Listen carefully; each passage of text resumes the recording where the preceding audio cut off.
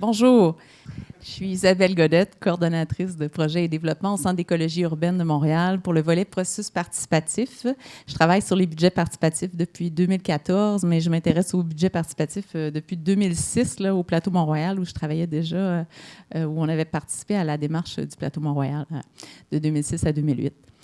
Donc, ce matin, on a eu une grande réflexion sur la démocratie. On va essayer de plonger un peu plus dans la pratique de la gouvernance pour le budget participatif, comment ça s'incarne dans les démarches. Je vais vous présenter nos panélistes. Aujourd'hui, on a Robert Baudry. Donc, Robert Baudry, qui est conseiller de ville du district de Saint-Jacques et membre du comité exécutif de la Ville de Montréal. Il agit actuellement à titre de responsable de l'urbanisme, de la participation citoyenne et de la démocratie. Et il a occupé précédemment de nombreux postes dans différents organismes communautaires. Les fiches sont tombées encore. On a avec nous aussi M. Bora Yilmaz, adjoint au maire de la ville de Nancy. M. Yilmaz est enseignant en sciences économiques et sociales, élu à Nancy en 2020 et nommé adjoint au maire délégué à la citoyenneté et à la vie de quartier. 6e adjoint de Mathieu Klein. Il est également conseiller métropolitain du Grand Nancy et conseiller régional du Grand Est au sein de la gauche solidaire et écologiste. Je souligne la grande générosité de Liane Morin de remplacer à pied levé ce matin Sophie Gélina de la Ville de Laval qui devait être présente. Donc, Liane Morin est conseillère à la planification de la consultation publique à l'arrondissement Antique-Cartierville à Montréal. Merci, Liane, d'être avec nous. Et on a aussi Michael Lakino, représentant de la société civile, président du conseil jeunesse de La Salle et membre du comité de pilotage du budget participatif de l'arrondissement La Salle. Michael est étudiant en marketing et bénévole à La Salle depuis plusieurs années. Donc, avant de céder la parole à nos panélistes, je voudrais rappeler, dans le fond, le Centre d'écologie urbaine, on se demande pourquoi s'intéresse à la question de la démocratie. Un centre d'écologie urbaine, souvent, on pense que c'est du verdissement, c'est des ruelles vertes, mais l'écologie urbaine, c'est vraiment de voir la ville comme un système dans lequel l'humain est au centre. Et pour que le système soit écologique et fonctionne bien, donc ça prend les interactions sociales, ça prend de la démocratie, du débat. Et c'est ce pourquoi le Centre d'écologie, dans tous ses projets, a un volet participatif et démocratique. Donc, j'aimerais lancer une première question sur la place accordée à la population dans la réalisation des budgets participatifs. Donc, pour les élus, première question, quel est l'espace de participation de la population dans les processus dans vos villes? Priorité aux invités. Bien, bonjour à toutes et à tous. Merci beaucoup pour cet accueil. Merci à Décider Ensemble et au Centre d'écologie urbaine de Montréal de nous accueillir pour ces échanges. Une première chose au préalable, moi je suis un tout jeune élu, pas en âge bien sûr, mais en temps de mandat, puisque ça fait 2 ans que je suis élu dans une nouvelle majorité. Mais je suis aussi un vieux militant depuis plus de 20 ans. Donc là, cette préoccupation d'entraîner des citoyens dans l'action publique et pas seulement dans l'action électorale est une vieille préoccupation, mais que je découvre seulement depuis 2 ans comme élu dans une nouvelle majorité. Donc je n'ai aucune prétention à apporter beaucoup de science sur les budgets participatifs, qui est quelque chose de nouveau pour notre ville. Mais peut-être simplement la fraîcheur d'un nouvel élu qui se pose plein de questions, qui se pose ici, on l'a vu aussi ce matin. Première chose que je voudrais dire déjà, c'est que cette question de l'association des habitants, des citoyens à la gouvernance du budget participatif apparaît comme fondamentale.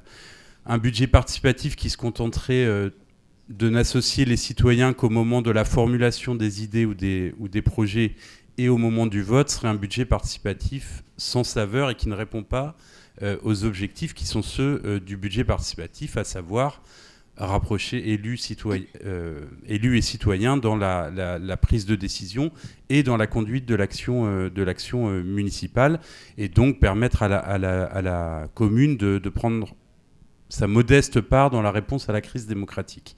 Donc c'est très important d'associer les citoyens à toutes les étapes du processus. J'ai très peu de temps, donc pour vous dire en résumé comment à Nancy nous avons procédé depuis 2 ans. Nous en sommes à la 2e édition. Nous nous sommes dit, dans un premier temps, que pour créer ce budget participatif, il fallait que les règles du jeu soient élaborées, définies, bien sûr par le nouveau conseil municipal élu, mais aussi par les citoyens. Donc nous avons installé à la ville de Nancy une assemblée citoyenne tirée au sort, pour une moitié tirée au sort sur les listes électorales, donc de façon aléatoire, et pour l'autre moitié tirée au sort parmi un vivier de volontaires dans les réseaux déjà constitués, associatifs, etc. Et cette assemblée citoyenne tirée au sort a travaillé pendant plusieurs mois, à auditionner notamment des experts, des personnes déjà impliquées dans la vie de quartier, à auditionner Loïc Blondiot, entre autres, que je remercie encore d'avoir participé à ces travaux-là. Et sa mission était d'élaborer les nouvelles règles et des nouveaux dispositifs de participation citoyenne à Nancy, dont le budget participatif, qui n'est qu'un des dispositifs, même si c'est un dispositif central. Donc c'est cette assemblée citoyenne qui a rédigé une constitution municipale, c'est un petit peu pompeux dit comme ça. On a voulu symboliquement qu'il y ait un acte fondateur très fort à travers la rédaction d'une constitution municipale qui n'a évidemment aucune valeur juridique, légale, mais qui politiquement et symboliquement était un acte fondateur important pour initier le budget participatif. Donc les règles du jeu ont été fixées de cette façon-là. Ensuite, comme dans tous les budgets participatifs, on a une première étape d'appel à projet et puis une instruction de ces idées, de ces projets formulés par les habitants. À Montréal, il a été dit qu'on était parti de 600 idées pour arriver à 35 propositions soumises au vote. Cette phase, je crois, d'instruction des idées, des projets, entre le moment où les citoyens les formulent et le moment du vote, est fondamentale. Nous avons à Nancy, la règle est la suivante, une commission mixte d'instruction qui inclut à la fois des élus, des représentants des services de la ville, de tous les services de façon transversale, et puis des représentants des conseils de quartier, des membres de l'Assemblée citoyenne dont je parlais, qui ensemble étudient l'ensemble des idées et des projets formulés par les habitants, et à partir des règles objectives fixées au départ, à savoir des projets qui relèvent de l'investissement, qui relèvent de la compétence municipale et pas d'autres compétences, on va dégager les projets qui seront soumis au vote des habitants. Vient ensuite le vote, et puis je termine là-dessus, je crois que à l'issue du vote, le moment de la réalisation, de la mise en œuvre des projets, sur cette dernière phase du budget participatif, il est fondamental, là encore, d'impliquer autant que possible les habitants dans la réalisation. Il ne s'agit pas pour les habitants seulement de voter pour les projets, et puis la municipalité fait derrière. Il me semble crucial d'associer les habitants, et notamment celles et ceux qui ont fait les propositions au départ, à la mise en œuvre, à la réalisation concrète du projet, ce qui permet de tirer un certain nombre d'apprentissages et dont on parlera, je crois, dans la deuxième phase. Merci. Très intéressant. De notre côté, aussi, c'est 2e édition, plein de points communs. Et c'est une réflexion qu'on a aussi parce que nous, il y a 3 étapes dans lesquelles les citoyennes et citoyens sont impliqués. Donc, dans les idées, évidemment, les idées qu'ils nous envoient. Ensuite, dans la co-construction de ces idées-là en projets qui seront soumis au vote, donc par la mise en place de comités mixtes, par exemple, qui sont avec les gens de la fonction publique, mais également des groupes de la communauté civile, donc organisations qui représentent des citoyens, des organismes qui nous accompagnent dans le processus du budget participatif, également des citoyens là, par appel d'intérêt qu'on va aller chercher. On s'assure aussi d'avoir une représentativité jeunesse, parce qu'on veut aussi, c'est souvent les jeunes qu'on arrive moins à rejoindre, et en termes de démocratie aussi, on le voit, la participation démocratique est assez anémique au niveau des jeunes. Donc, on s'assure toujours d'avoir une représentation de jeunes aussi sur ces différents comités-là.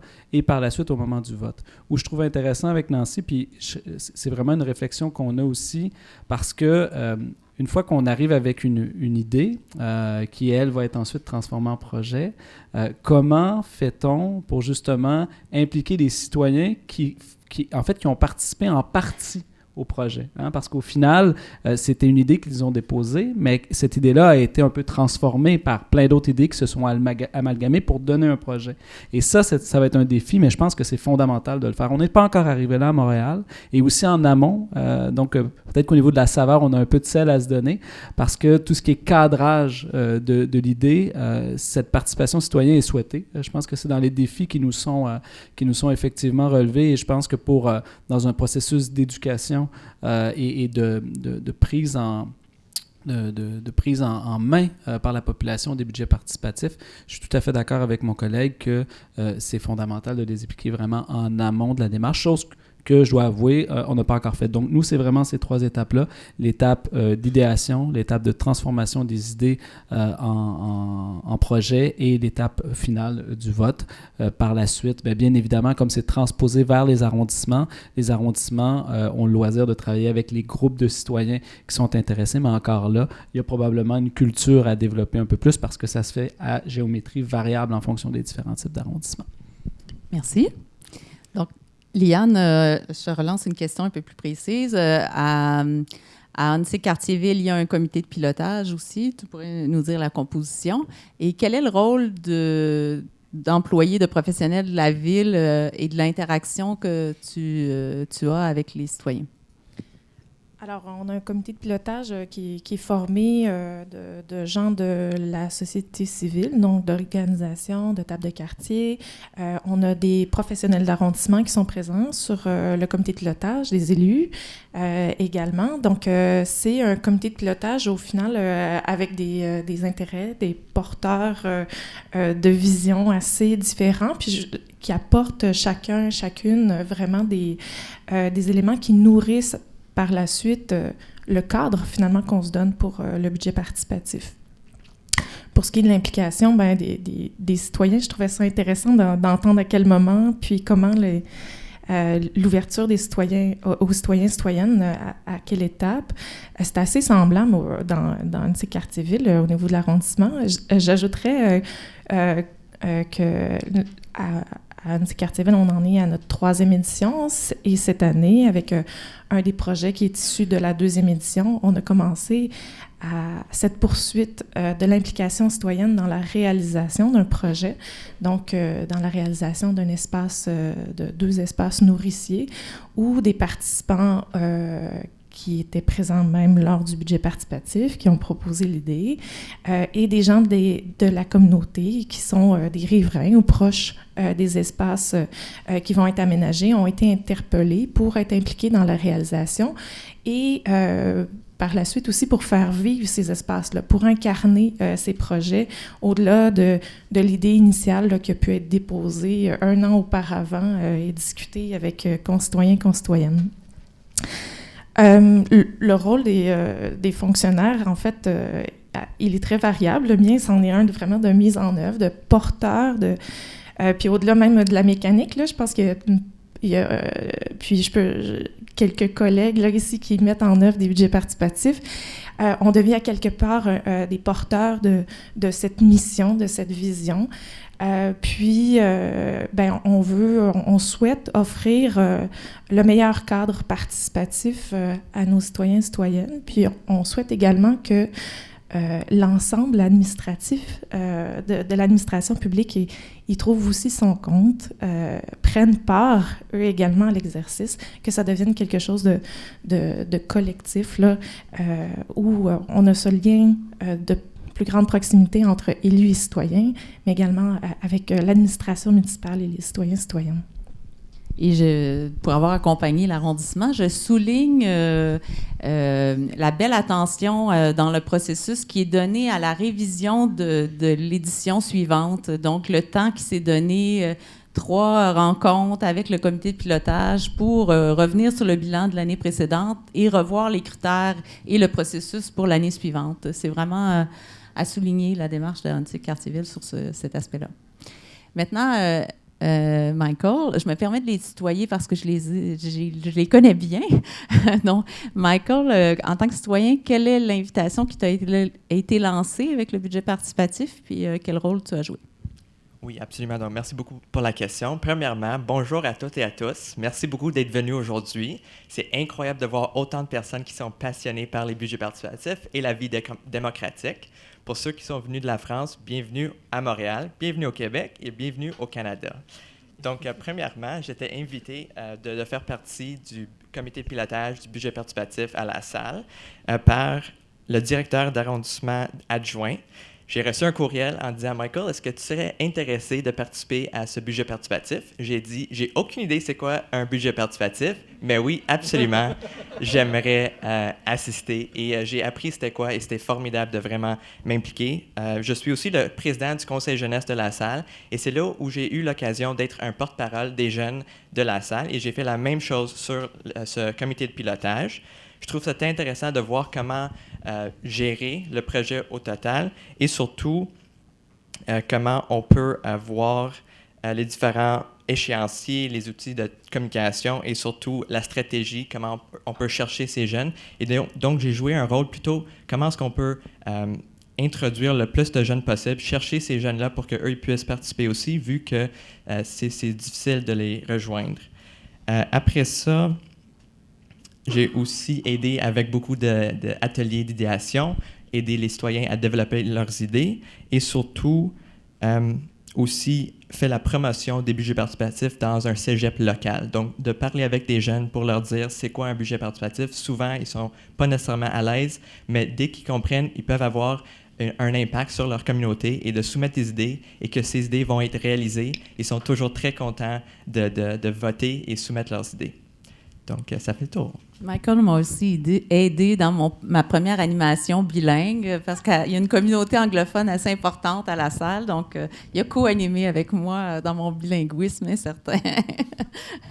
Donc, passons maintenant à la partie des impacts du budget participatif, les bénéfices, puis ensuite, on parlera des limites. Mais tout d'abord, quel impact vous avez vu pour des processus dans vos milieux?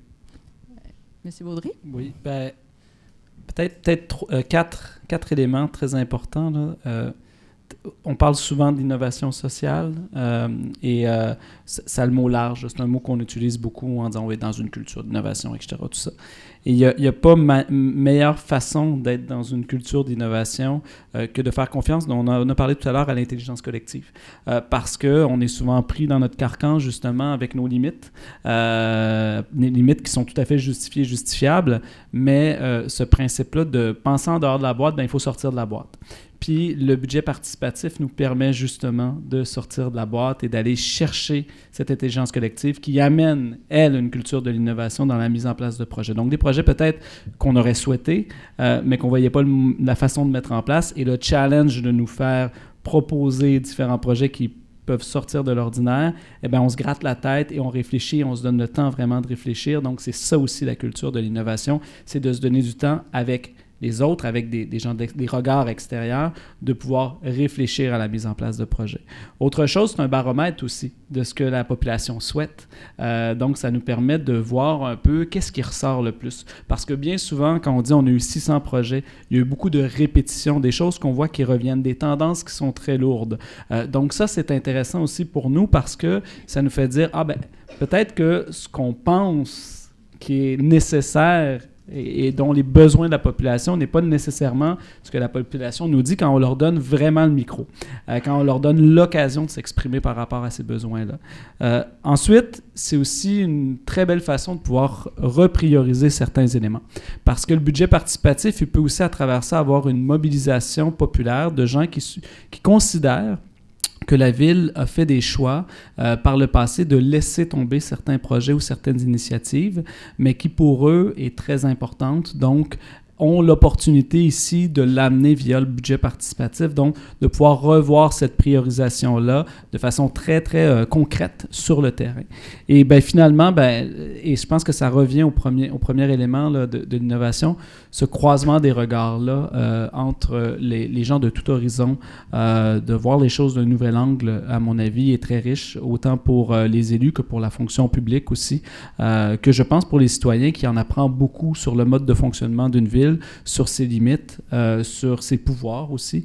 Donc voilà, je pense que c'est des bénéfices de base là, qui sont très intéressants dans le cadre de la mise en place de ce genre de processus-là. C'est intéressant parce qu'on se disait dernièrement, tu sais, l'innovation, c'est pas des couleurs, des post-it de plusieurs couleurs, là, puis qu'on lance, puis L'innovation, ça fait grincer aussi parce que c'est des nouvelles façons de faire dans l'administration, là. Donc, c'est intéressant de souligner cet aspect-là. Liane? Oui, bien, en fait, je rebondirais un peu sur les propos de M. Baudry. En effet, le processus en soi est très... il est porteur d'apprentissage, d'apport. Oui, les traces que les projets laissent, les tendances que ça peut nous montrer. Mais il y a quelque chose qui reste autant au niveau... En fait, à tous ceux qui prennent part au processus.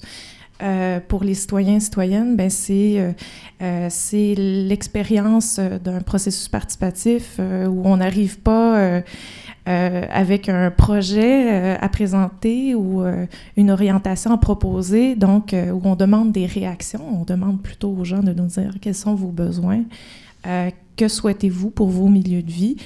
Donc, on inverse un peu le champ focal et puis ça ouvre toutes sortes de possibilités. Puis, je crois que ça amène les gens à participer dans une ouverture auquel ils ne sont pas nécessairement habitués. Donc, c'est sûr que ça peut bousculer un petit peu au début.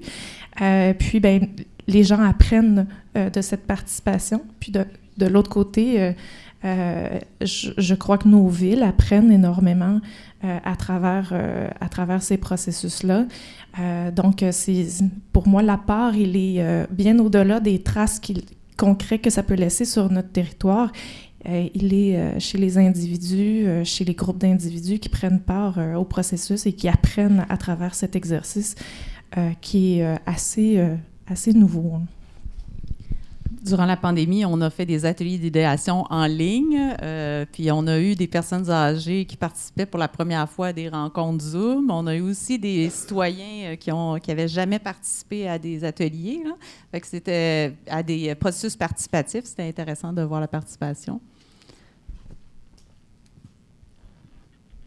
Alors, je dirais 3 choses sur entre autres, parce qu'il y aurait beaucoup à dire, mais la première, c'est M. Trudel ce matin qui parlait de plaisir citoyen. Je trouve qu'avec le budget participatif, on parvient... on a beaucoup aimé l'expression avec ma voisine tout à l'heure quand il a dit ça. Je trouve qu'avec le budget participatif, on parvient très vite à avoir des petits résultats où on lit sur les visages ce plaisir... alors non seulement d'avoir contribué à une petite réalisation dans un quartier ici et là, mais d'avoir pris sa part dans la décision, d'avoir décidé en réalité et de devenir un citoyen qui est autre chose que quelqu'un appelé tous les 5 ou 6 ans à s'exprimer par l'utilisation du bulletin de vote. Hier, par exemple, j'ai raté cette inauguration-là parce que j'étais ici, mais on a dans un gros quartier populaire, une grosse cité, comme on dit en France, de notre ville, il y a une esplanade d'équipements sportifs qui a été inaugurée. Et c'est un quartier dans lequel il y a 10 à 15% de participation au moment des élections, donc c'est très très faible. Et on a une petite équipe là, de trentenaires, de jeunes parents du quartier qui se sont emparés du budget participatif. Ils ont été très méfiants la première année, et puis on les a convaincus la deuxième qu'ils pouvaient s'en emparer. Ils ont fait cette proposition, ils ont ensuite pris conscience qu'il fallait faire campagne pour le projet pour qu'il soit adopté. Ils ont fait des porte-à-porte, distribué des tracts, etc. Et puis le projet a été retenu et il a été inauguré hier. Donc j'y étais pas malheureusement, mais parce que j'étais ici, mais j'ai vu les photos sur les réseaux et on sentait vraiment le plaisir d'avoir contribué à quelque chose en sortant un peu de cette logique très délégataire, très presque clientéliste du maire qui donne un équipement aux habitants. Là, c'est vraiment parti dans un autre sens, du bas vers vers le haut. Deuxième chose, ça rejoint un petit peu ce qui a été dit là. Moi, je défends depuis le début, quand on a commencé avec ce budget participatif, l'idée d'un dispositif qui soit un dispositif d'éducation populaire. C'est-à-dire au-delà de l'objectif qui est de mettre en œuvre des projets pour la ville proposés par les habitants et décidés par les habitants, un dispositif qui permet aux habitants de s'approprier le fonctionnement de la ville, de comprendre comment ça fonctionne, parce que voilà, quand les habitants comprennent les contraintes réglementaires, budgétaires, comprennent le fonctionnement parfois très complexe de la ville, des interconnexions avec la métropole, avec les lois nationales, etc. Quand les habitants font cet apprentissage-là, la démocratie fonctionne mieux. Ils changent de pratique, ils changent de rapport aux décideurs politiques. Et puis dernière chose, je crois que ça a été évoqué un peu ce matin dans la décision, une des grosses difficultés de l'action publique municipale, je crois que c'est la tension entre des temporalités très différentes, celle des citoyens qui sont souvent dans l'attente et qui veulent des résultats très rapides, celle de l'agenda politique qui est celui des élus, et puis la temporalité d'une administration qui a parfois ses habitudes, ses routines très enracinées, etc. Et le budget participatif, je trouve que c'est un dispositif qui permet de mieux appréhender cette tension entre des trois temporalités différentes et qui permet à chacun de changer ou de commencer à changer. Loïc Blondiot parlait un peu de la figure en France de l'élu, l'élu de la République qui a le monopole de la définition de l'intérêt général, etc. Je trouve qu'à travers ce dispositif, on arrive un tout petit peu, ou à commencer en tout cas, à faire tomber cette figure-là, parce que ce serait important d'arriver à le faire complètement. Les services arrivent aussi à changer leur façon de travailler. Ils travaillent de façon beaucoup plus transversale. On a une tradition, je ne sais pas si c'est le cas ici en France, dans les administrations publiques, d'organisation un peu en silo, chacun est dans son couloir, etc. Non.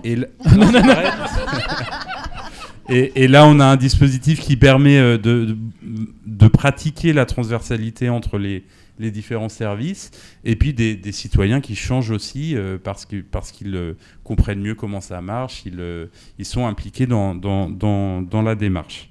Voilà ce que je peux dire sur cette deuxième question. Je rebondirais sur la partie d'éducation. C'est intéressant. Quand on a la chance, on encourage les municipalités à faire des ateliers de bonification où les citoyens participent aux décisions de la liste finale des projets.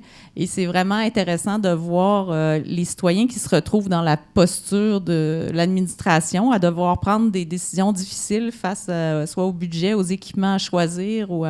Et c'est souvent très raisonnable, comme les choix qui sont pris sont tout à fait... c'est dans l'intérêt collectif. C'est intéressant de voir les discussions.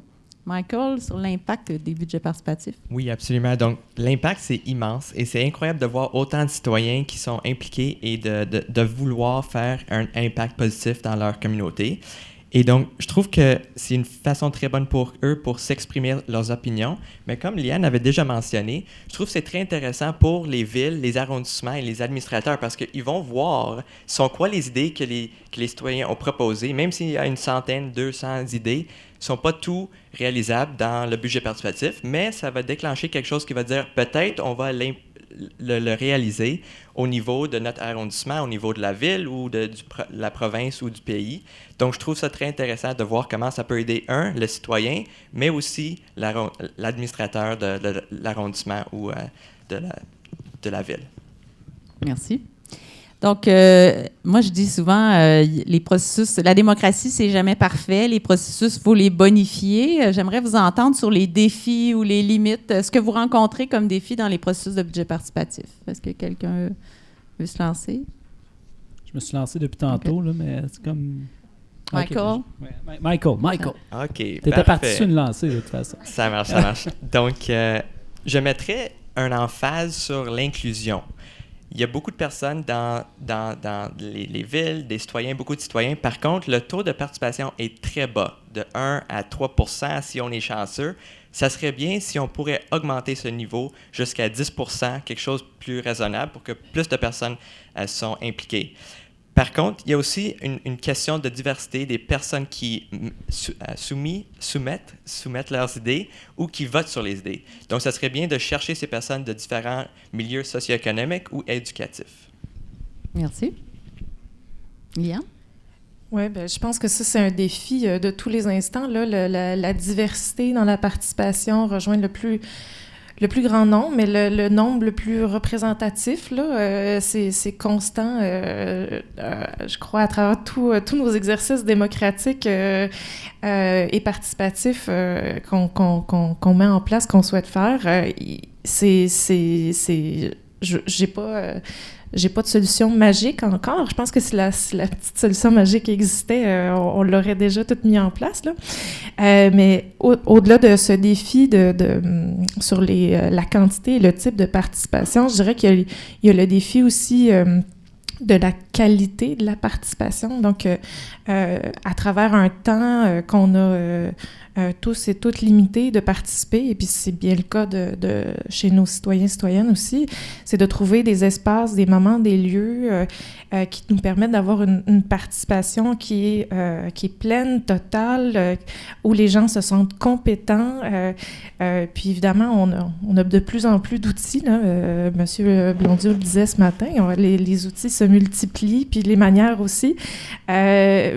Mais encore une fois, c'est dans l'expérience.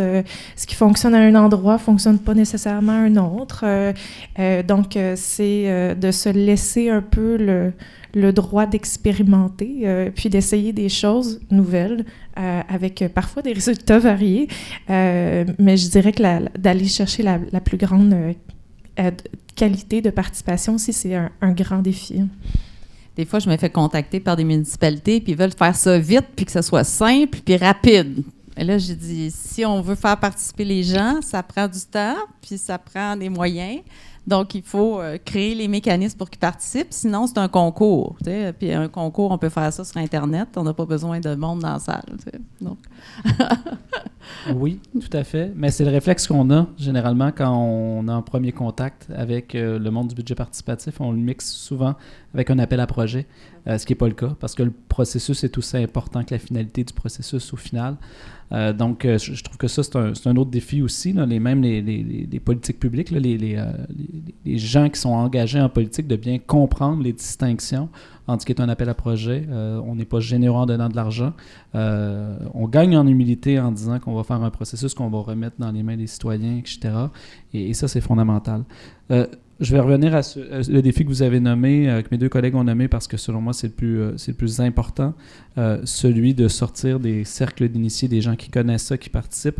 On a fait un diagnostic de la dernière élection municipale et on le voit, c'est vraiment dans les quartiers plus nantis où le taux de participation est le plus élevé. C'est souvent dans les quartiers où on a le plus d'espaces verts, où on a plus d'infrastructures collectives, où on est plus connecté au niveau du transport collectif, réseau de transport actif, etc., où on participe le plus. Alors que les besoins sont dans les quartiers où on participe le moins. Pourquoi? Parce que bien généralement, les gens sont en mode survie. De donner du temps dans une participation citoyenne, bien que ça offre des bénéfices. Déjà, il y a le cynisme. Il faut lutter contre le cynisme parce que souvent, les politiques publiques ne se sont pas intéressées assez à ces endroits-là. Et donc, d'aller les chercher est tout un défi. Comment on peut faire? On a la chance au Québec de compter sur un réseau communautaire associatif qui est très, très, très présent. Par contre, qui est surchargé de travail et qui est très peu soutenu. Donc, il y a aussi ce défi-là de, oui, compter sur le milieu communautaire, mais de reconnaître et de valoriser, et pas seulement d'un point de vue de leur dire qu'ils font des choses extraordinaires, mais de financement, de financer ce réseau de soutien-là qui est déjà dans les milieux, qui est déjà dans les HLM, qui est déjà dans les parcs, qui est déjà dans l'espace public, qui rejoint déjà cette population-là, pour amener aussi ce volet-là. Ils ont souvent bien des rôles aussi d'éducation populaire, donc d'essayer de croiser nos ambitions ensemble et nos missions aussi pour aller chercher cette population. Chose qu'on veut faire dans la 2e édition du budget participatif. Ensuite, et ça, on en a parlé déjà précédemment, mon collègue en a parlé, de briser les silos, parce que oui, c'est international. En fait, c'est la seule chose qui existe dans tous les gouvernements mondiaux à n'importe quelle échelle. Ils existent, ces silos-là, ça existe dans toute organisation aussi. Il faut les briser parce que de mettre en place un budget participatif, ça ne peut pas être seulement la volonté d'une équipe qui est responsable du budget participatif. On est 2,5, 3. Une demi-personne n'existe pas, mais on est très, très peu à l'équipe à la Ville de Montréal pour mener cette démarche-là. Alors, ça doit être une démarche qui soit prise par tous les services. Pourquoi? Parce qu'au final, les fonds qui vont être investis viennent de chacun de ces services-là. Donc, que les services qui ont des enjeux budgétaires, des enjeux organisationnels, qui ont un cahier de charges rempli de projets qu'ils doivent livrer, de les amener aussi à prendre ce temps-là, qui est fondamental, c'est un défi. Donc, le défi à l'interne, il y a des défis à l'externe, mais il y a aussi des grands défis à l'interne d'organisation pour que vraiment le budget participatif comme monté infuse à travers la ville et que ce soit un réflexe naturel et pas une charge supplémentaire sur les différents services. Et la Ville de Montréal, c'est une très, très grosse machine. On le sent, il y a vraiment un alignement qui se fait entre la fonction publique, le politique, parce que j'ai dit pour la fonction publique, mais même pour le politique, mes collègues qui sont responsables de d'autres services, quand ils sont sur des priorités puis qu'on leur arrive avec le budget participatif, il faut qu'ils prennent le temps. Donc ça aussi, c'est un défi. Alors, il y a cette volonté-là, il y a cet alignement-là, on a cette chance-là à Montréal de l'avoir, mais encore une fois, il faut que ça devienne une culture et que ça ne soit pas dépendant uniquement d'une volonté administrative ou politique, mais que ce soit récurrent d'année en année. Oui, je vais m'arrêter là. Je vais vous laisser poursuivre. Non, je vais aller un peu dans le même sens et c'est plutôt rassurant d'ailleurs de constater que on est confronté aux mêmes limites, aux mêmes obstacles. Je crois que c'est vous qui avez utilisé le terme de concours, mais ce risque de tomber dans le budget participatif qui devient un concours, ça doit être vraiment une préoccupation. Sinon, on est effectivement dans l'événementiel participatif et c'est l'expression qu'utilisait Loïc Blondiot ce matin, et pas dans des processus véritablement de démocratie. D'ailleurs, j'ai constaté hier qu'on utilisait ici le terme de lauréat pour les projets retenus. On l'utilise aussi. Je pense qu'on devrait arrêter en fait d'utiliser ce terme de lauréat qui fait concours en fait et peut-être essayer de trouver. Moi, j'aime bien utiliser les projets priorisés. Priorisés, oui. Au lieu des projets gagnants. Ça renvoie en fin de compte à ce qu'est la politique, c'est-à-dire faire des choix et donner la priorité à des projets plutôt qu'à d'autres. C'est entre autres ça. Sinon, pour la principale limite, c'est évidemment ce qui a été dit sur le niveau d'appropriation du dispositif du budget participatif qui va être très différencié et très socialement situé. Évidemment, pour caricaturer très, très grossièrement les bobos du centre-ville qui vont être très à l'aise pour s'emparer de ce type de dispositif, les gens comme moi qui sont enseignants, qui ont un capital culturel fort, et puis les quartiers populaires où la participation politique de manière générale est la plus faible. Donc ça c'est le principal obstacle évidemment à lever, parce que si on fait ça, moi c'est peut-être ma sensibilité politique qui parle, mais je suis obsédé par cette question de la mobilisation des catégories et des quartiers populaires, et je trouve que le budget participatif peut être un outil qui doit pouvoir permettre cette mobilisation. Dernière chose sur les limites, je trouve qu'avec les budgets participatifs, il y a aussi un risque de voir se former une sorte de division du travail démocratique. au sein de nos communes. C'est-à-dire, d'un côté, on laisse aux citoyens la co-construction, la réalisation des petits projets très localisés de quartier, d'amélioration du cadre de vie de leur quartier. Et puis aux grands élus et aux décideurs, les grands projets très structurants, ceux qui vont relever de gros marchés publics, auxquels évidemment les grandes entreprises très présentes dans nos villes vont s'intéresser. Voilà, ce qui pose aussi la question du poids des processus démocratiques, de démocratie participative face aux groupes d'intérêt, aux milieux économiques. Ça a été évoqué aussi ce matin dans la discussion.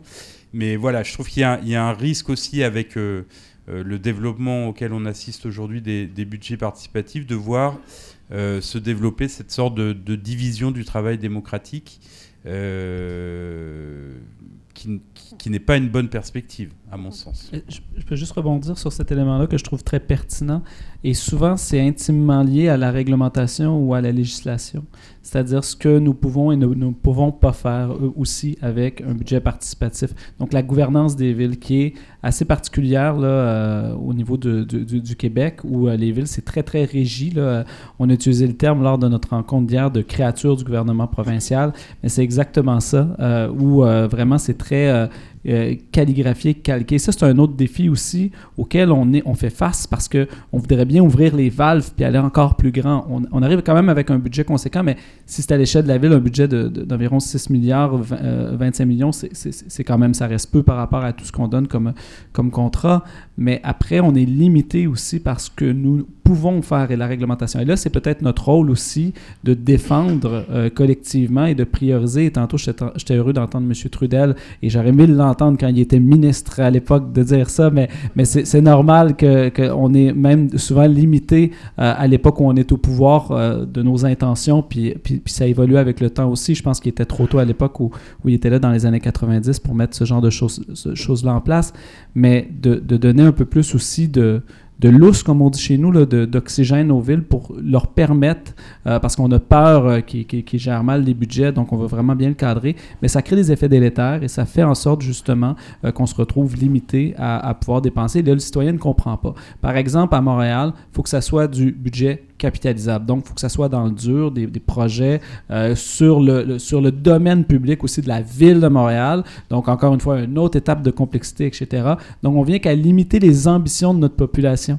Et pas parce qu'on le souhaite, parce que la réglementation est telle qu'on est prêt avec ça. C'est pas une fatalité, mais je pense qu'il faut le nommer et que c'est là que, justement, le budget participatif ne doit pas être que l'affaire des villes. Bien évidemment, les villes sont au front et, je pense, seront les laboratoires des États pour la mise en place de ce type de projet-là.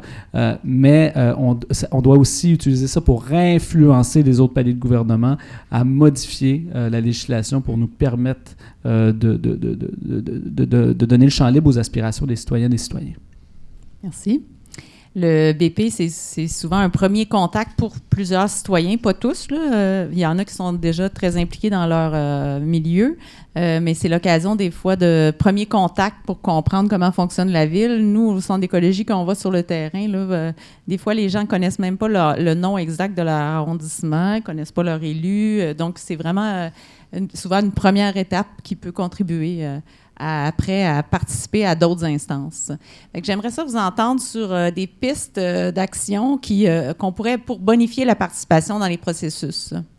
Est-ce que ça peut être des expériences que vous avez déjà menées ou bien d'autres idées? Ben, vite comme ça, je pense que la piste terrain, c'est a priori pour rejoindre des publics différents, pour amorcer une discussion, pour semer une petite graine, se rendre là où les gens sont, ça reste je crois, une piste intéressante à pousser davantage. On l'a fait à Annecy-Cartierville, entre autres, auprès des jeunes. On est allé dans les écoles secondaires. Donc, on disait ce matin que les budgets participatifs, en tout cas à Montréal, c'est 12 ans et plus, là. Donc, c'est pas symbolique, là. On souhaite réellement que les jeunes puissent voter sur les projets, leur offrir une première expérience démocratique semer la petite graine.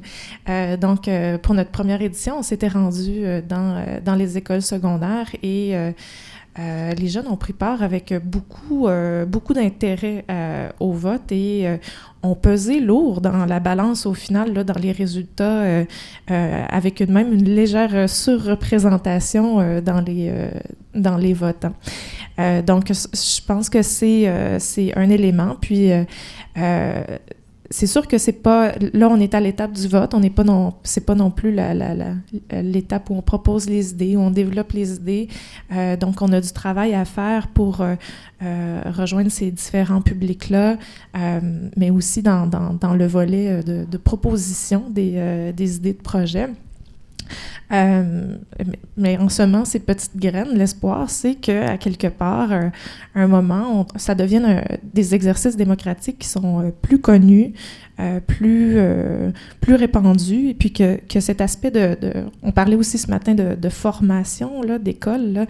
Le budget participatif, c'est une opportunité d'apprentissage pour les plus jeunes, entre autres, d'un exercice démocratique à l'extérieur des institutions scolaires que propose une municipalité. Donc, pour ça, je trouve que c'est intéressant. Tu pourrais nous parler rapidement de l'expérience qui va être tentée cette année, là, de l'expérience parallèle? Là? Oui, donc cette année, l'objectif étant que les jeunes ne fassent pas que voter sur des projets, mais nous amènent des propositions. Donc, on souhaite faire un accompagnement particulier auprès de jeunes, de groupes de jeunes qui sont intéressés à s'impliquer. Donc, c'est de leur offrir un espace où ils vont se sentir à l'aise, compétents de participer.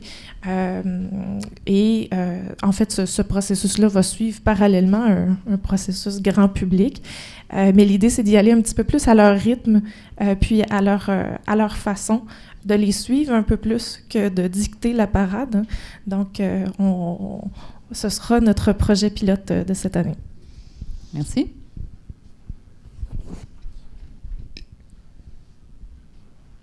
Sur les pistes,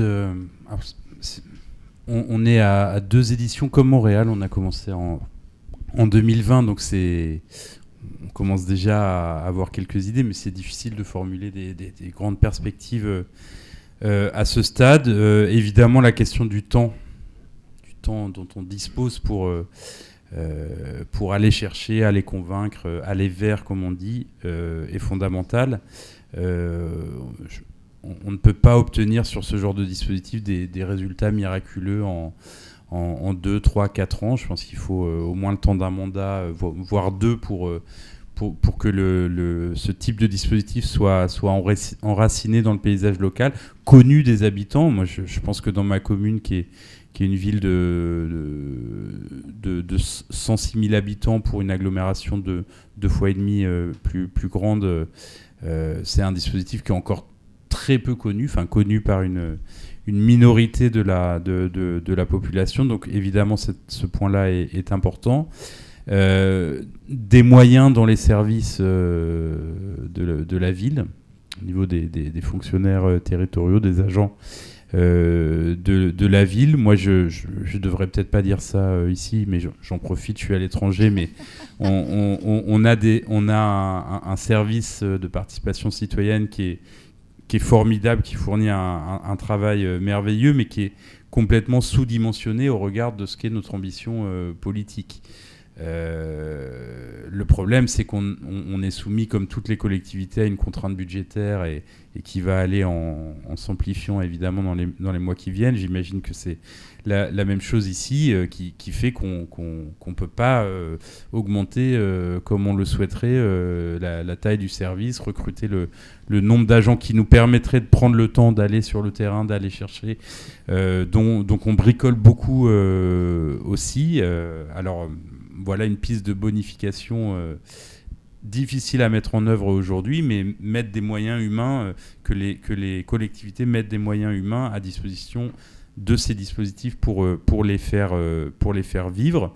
Et puis, une dernière chose, on le dit souvent, puis on s'en rend compte dans nos rencontres, notamment dans le réseau national des budgets participatifs. Il y a autant de BP que de réalités, que de villes, une grande diversité dans les fonctionnements. Moi, je me demande, mais c'est qu'une interrogation à ce stade, si cette diversité est très positive, elle est très riche, elle permet de se nourrir les uns les autres, mais je me demande si on ne devrait pas aller vers un peu plus de...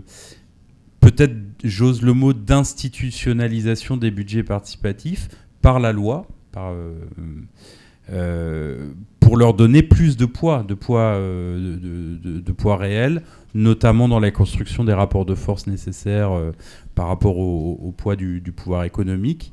Voilà, c'est une question que je me pose. Est-ce qu'on ne devrait pas aller vers un peu plus d'institutionnalisation légale au niveau des lois fédérales ici ou nationales chez nous en France, avec le risque, bien sûr, quand on institutionnalise quelque chose, de voir ceux qui se méfient des institutions s'en éloigner. Mais c'est tout l'équilibre entre l'institutionnalisation puis garder la dynamique qui permet la bonification du processus aussi. Hein?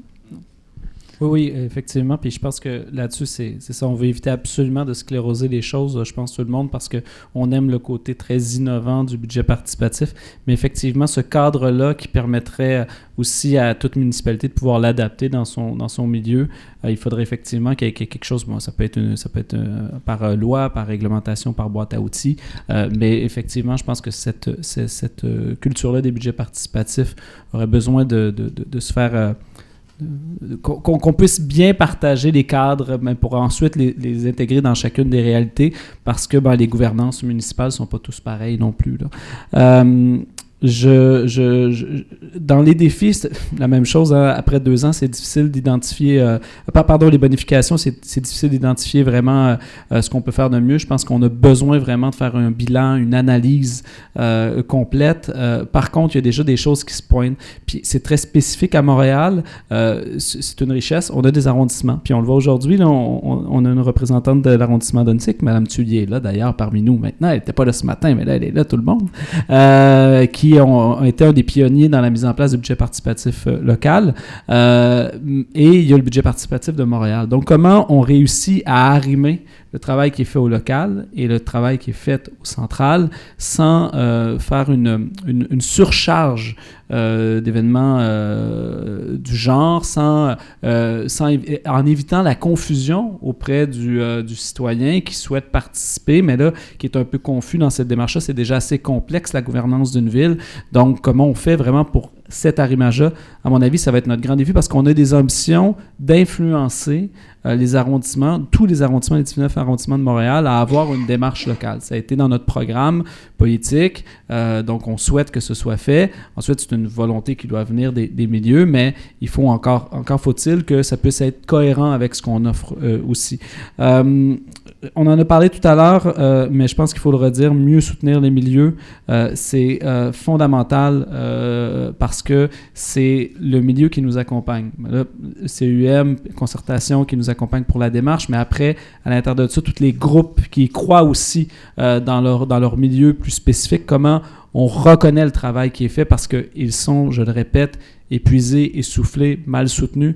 Donc, on doit vraiment trouver le moyen d'avoir cette reconnaissance-là de ces groupes parce qu'on veut que ce travail, il cultive avec nous. Et finalement, je reviendrai à ce que vous avez dit au début parce qu'à mon sens, ça doit être l'avenir. Vous y avez pensé à votre première édition. Je pense que nous, c'est quelque chose qu'on doit le mettre de plus en plus en place. L'implication en amont de la démarche de la population, puis également ce défi-là de comment on est capable, au niveau du suivi, au niveau aussi de la reconnaissance de voici, ceci est un budget, est issu d'un budget participatif. La mise en valeur des projets qui sont faits, d'avoir ce qu'on dit des flagships aussi dans nos villes qui nous disent, regardez, là, le citoyen a besoin aussi, moi comme citoyen, en tout cas, j'ai besoin de voir quelque chose pour me dire, ah oui, pour me faire rêver. Voici ce que c'est et voici ce que ça pourrait être par la suite dans ma tête et d'aller encore plus loin. Donc, la mise en valeur des projets qui sont là, selon moi, est une bonification là, qu'on doit aussi faire, comment on communique bien ces projets-là dans la population plus générale, autant pour influencer la population de participer que d'autres municipalités, par exemple, de faire la même chose parce qu'on se regarde entre nous autres. Michael, puis après, on va déjà passer vers les dernières prises de parole pour le mot de la fin. Parfait. Donc, Quand je suis arrivé, je pensais que j'étais le plus jeune. Par contre, j'avais vu un bébé en arrière, donc clairement, c'est pas moi. Mon point, c'était plutôt pour la participation des jeunes. C'est, comme Liane avait déjà mentionné, c'est très, très intéressant de voir comment est-ce qu'on peut chercher ces jeunes. Et les deux façons que je trouve ça pourrait être réalisable, c'est de rentrer dans les écoles, au secondaire, au niveau primaire, et de leur avoir des interventions avec les enseignants pour leur parler c'est quoi le budget participatif, de soumettre des idées et après de voter aussi. Donc, je trouve ça, c'est très important pour les jeunes. Donc, pour le mot de la fin, je vous donne une brochette. Là. Vous choisissez l'angle que vous voulez. Soit un élément que vous changeriez dans les processus de BP, ou bien comment le BP contribue à la démocratie actuelle, ou bien quelle perspective que vous voyez de manière générale. Je vous laisse aller dans l'angle que vous voulez. OK, je vais y aller. Comment le BP contribue à la démocratie actuelle? C'est pas la panacée, hein, le budget participatif. Et ça, il faut se le dire, c'est pas parce qu'on fait un budget participatif qu'on est tout à coup une ville, une commune, un gouvernement local qui est encore plus démocratique. Par contre, c'est un exemple concret de quelque chose qui permet de cultiver justement ce processus-là. C'est par la répétition fixe la notion, là. C'est par l'habitude aussi qu'on s'amène à s'intéresser quand on s'engage dans sa communauté, que ce soit dans le milieu communautaire, que ce soit à travers le budget participatif, que ce soit en étant bénévole sur un conseil d'administration d'un organisme, que ce soit sur un comité consultatif de la Ville de Montréal ou autre, on se l'approprie en même temps. Donc, selon moi, le budget participatif contribue à s'approprier son milieu. Ça contribue aussi à être fier de son milieu et par la même occasion, à en prendre soin puis en voulant s'investir dans son avenir. Alors, à mon avis, c'est une pierre supplémentaire à la multitude d'outils parce qu'en fait, ça doit être, selon moi, une boîte à outils, un bouquet d'outils, je ne sais trop. Bref, il faut que ça soit varié. Parce que c'est pas tout le monde qui est intéressé par les mêmes choses, qui n'est pas non plus partout dans la même littératie, pas non plus la même volonté de s'impliquer, etc. Mais le budget participatif, ça permet à différentes étapes de s'impliquer de près ou de loin, mais on doit aller au-delà de ça. Toutefois, selon moi, c'est une façon très intéressante de débuter et d'intéresser les gens à la politique pour ensuite, on l'espère, justement conserver cet état démocratique auquel on tient tous. C'est pour ça qu'on s'engage dans notre communauté au final, parce qu'on y croit. Merci.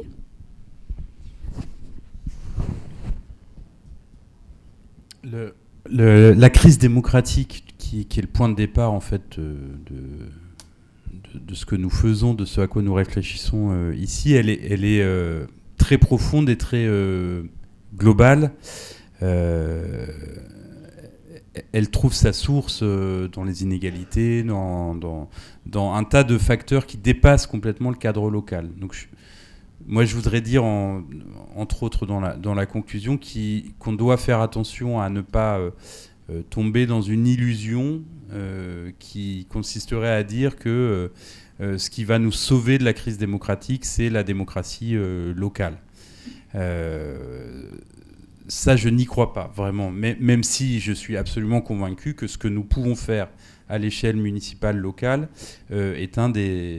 constitue un des maillons fondamentaux pour prendre notre part de réponse à l'échelon local à la crise démocratique. Je dis pas ça pour décourager tout le monde sur ce que nous essayons de faire, mais je pense qu'il faut avoir cette lucidité-là de considérer qu'il y a une dimension globale, profonde à la crise démocratique qui nous dépasse. Donc, et qui appelle évidemment un changement de paradigme profond partout, à tous les échelons locaux, nationaux, continentaux et internationaux.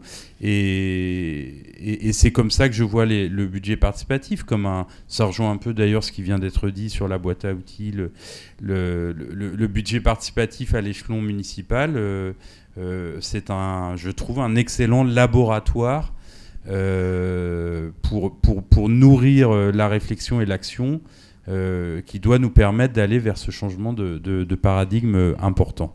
Et pour conclure, au risque d'être très général et d'être dans la grande phrase,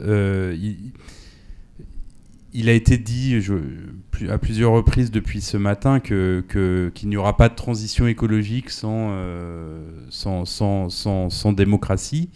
Mais je crois que l'inverse est vrai aussi, c'est qu'il n'y aura pas de transformation démocratique et de changement de paradigme sans grande transformation économique, sociale, écologique. Parce qu'on voit bien que la démocratie bute très souvent sur notre modèle économique, sur... on a évoqué ce matin la Convention citoyenne sur le climat en France, cette assemblée qui a formulé un tas de propositions extrêmement percutantes, pertinentes.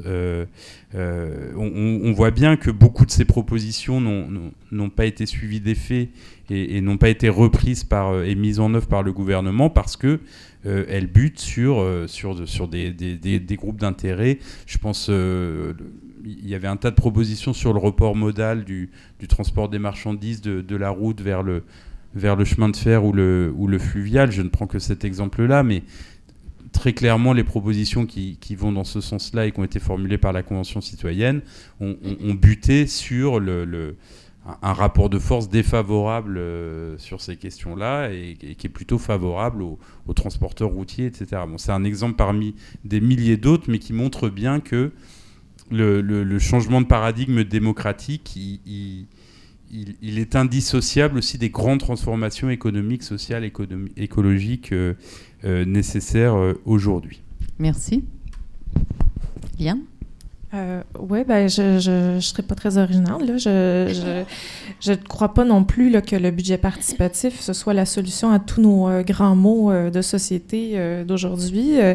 Par contre, c'est un peu, je crois, le symptôme d'une vitalité locale, démocratique. Je crois qu'en quelque sorte, ça vient donner le ton pour le genre de démocratie locale qu'on souhaite avoir. Et puis après, mais c'est peut-être plus un souhait, en fait.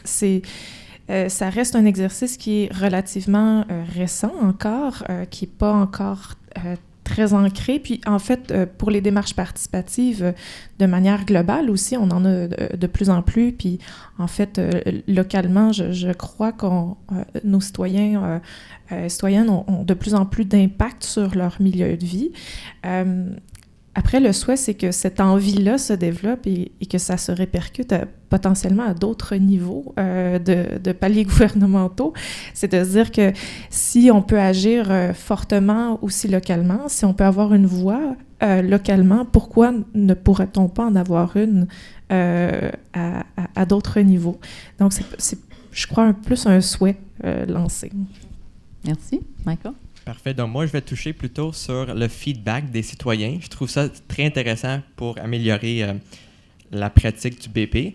À chaque fois qu'on a une réunion, soit Anne ou Isabelle vont nous envoyer un sondage à remplir. Et je trouve ça, c'est excellent comme méthode de le faire, surtout quand les citoyens sont impliqués, ils soumettent une idée ou sinon quand il fait un vote, c'est important de leur poser des questions. Comment est-ce qu'on peut l'améliorer? Souvent, on va voir des idées quand même intéressantes des citoyens pour améliorer le processus du BP. La deuxième chose, c'est au niveau de promotion. C'est pas nécessairement quelque chose qui va arrêter après 2 éditions ou 3 éditions. On aimerait que ça continue pour des années et des années. Donc, pour montrer ça, c'est avec une vidéo. Wow, très original. Cette vidéo pourrait montrer le comité de pilotage, les citoyens qui ont soumis des idées, pourquoi ces idées sont importantes pour eux, et aussi montrer les projets qui sont réalisés à la fin. Donc, je trouve que ça, c'est une très bonne façon de montrer le processus et aussi de l'expliquer pour des générations à venir. Merci beaucoup. Pour le mot de la fin, je remercie tous nos panélistes et je remercie encore, je ressouligne la participation de Liane à pied levé qui a contribué à ce qu'on n'ait pas un panel complètement masculin. Parce que dans la participation formelle, on a beaucoup d'hommes qui participent et on l'a vu dans le budget participatif, dans les résultats dans presque tous nos quartiers, c'est 70% des femmes qui votent. Fait que c'est intéressant de voir que ça permet une participation différente, le budget participatif. Fait que ce sera mon mot de la fin. Merci à nos panélistes, merci aux gens qui sont en ligne, qui nous écoutent, merci à vous dans la salle. Je vais maintenant faire les petites annonces pour le lunch. Donc, merci encore. Donc,